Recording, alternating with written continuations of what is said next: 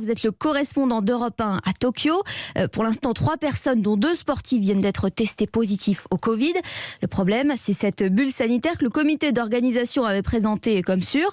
Une bulle de savon plutôt, puisqu'elle a explosé avant même que la compétition ne commence, Bernard.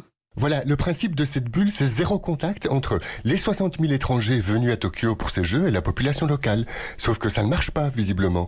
D'abord, plusieurs athlètes étrangers ont été testés positifs au virus et leurs encadrants ont propagé le variant Delta au Japon, car ils n'avaient pas été isolés assez vite en tant que cas contact. En plus, un membre d'une délégation étrangère où des cas de Covid avaient été détectés s'est volatilisé dans la nature. Il a quitté son hôtel sans crier gare. On n'a plus de nouvelles de lui. Vous imaginez la panique des Japonais. Et puis, des journalistes étrangers à peine débarqués à Tokyo et qui en plus ne portaient pas tous des masques ont été vus en train de côtoyer des usagers japonais de l'aéroport. Et en ce moment, des milliers d'envoyés spéciaux qui sont censés être confinés pendant 3 jours, en fait, ils logent dans des hôtels qui n'ont pas de restaurant et où en plus ils ne peuvent pas se faire tester alors que ça leur est imposé.